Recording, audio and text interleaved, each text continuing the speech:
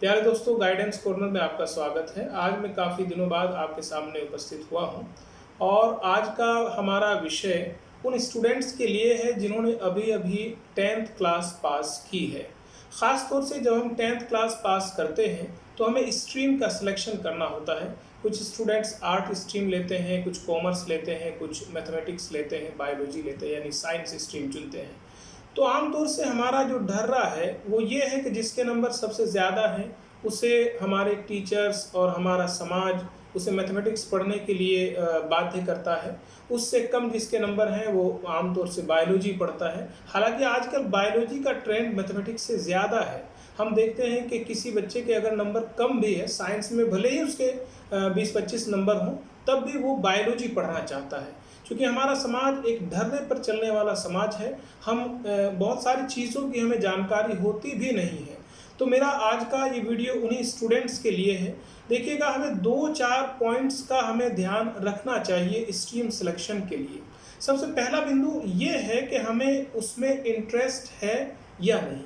सबसे पहले आपको जो महत्ता देनी है वो आपको इंटरेस्ट पे महत्ता देनी है। फॉर एग्जांपल, एक स्टूडेंट बहुत इंटेलिजेंट है, उसके मार्क्स बहुत ज़्यादा आए हैं, बहुत अच्छा है वो पढ़ने में, मैथमेटिक्स पर माहिर है, लेकिन उसके जो इंटरेस्ट है वो आर्ट्स के सब्जेक्ट में हो सकता है। बहुत सारे ऐसे स्टूडेंट रहते हैं। तो आपको मार्क्स के आधार पर स्ट्रीम सिलेक्शन नहीं करना है, बल्कि सबसे पहला आपको ये बात ध्यान रखनी है कि आपका इंटरेस्ट किस सब्जेक्ट में है।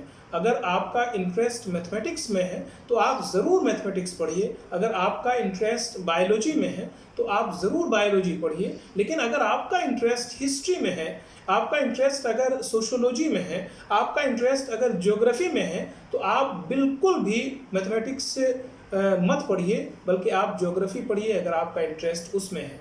तो पहला बिंदु यह है कि आपको आपके इंटरेस्ट के आधार पर आपको स्ट्रीम का सिलेक्शन करना है। दूसरा आधार ये होना चाहिए कि जो स्ट्रीम आप सेलेक्ट कर रहे हैं उसकी अपॉर्चुनिटीज़ क्या क्या हैं, यानी उसे करने के बाद आप किस किस क्षेत्र में जा सकते हैं, क्या क्या चीज़ें आप कर सकते हैं, इसकी आपको पूरी जानकारी होनी चाहिए। आमतौर से हम देखते हैं कि हमारे स्टूडेंट्स को वो 12th कर लेगा, उसके बाद वो कहेगा कि अब देखते हैं क्या करना है। तो यानी कि हमें हमारा टारगेट या गोल पहले से डिसाइड नहीं होता। तो मेरी आपसे गुजारिश है कि जब भी आप स्ट्रीम सेलेक्ट करें तो ये दूसरा बिंदु भी ज़रूर आपके जहन में रहना चाहिए कि हाँ, मुझे इसके आधार पर ये काम करना है। अब तीसरा बिंदु की अगर हम बात करते हैं तो उसमें आपको ये भी देखना चाहिए कि इसमें कितना कोर्स हम क्या कर सकते हैं, उसका खर्च कितना है, मेरा फैमिली बैकग्राउंड क्या है, या मेरे घर वाले उस पर मुझे कितना खर्च कर सकते हैं या नहीं। हालांकि ऐसे स्टूडेंट्स भी होते हैं, हमने देखा है, मेरे बहुत सारे कई स्टूडेंट ऐसे रहे हैं जिन्होंने लोन लेकर पढ़ाई किया है और वो अच्छे आज कामयाब हैं।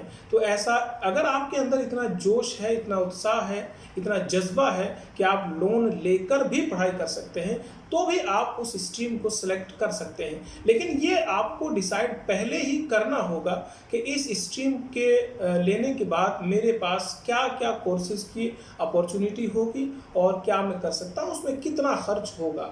और चौथा बिंदु आप ये भी उसमें इंक्लूड कर सकते हैं कि आप जो स्ट्रीम ले रहे हैं उससे बाद में जो कोर्स आप कर सकते हैं, जो कोर्स करने हैं आपको, उनकी अवेलेबिलिटी कहाँ कहाँ है, वो आपकी रेंज में है या नहीं। और ये सारी चीज़ें देखकर आप स्ट्रीम सेलेक्ट कीजिए।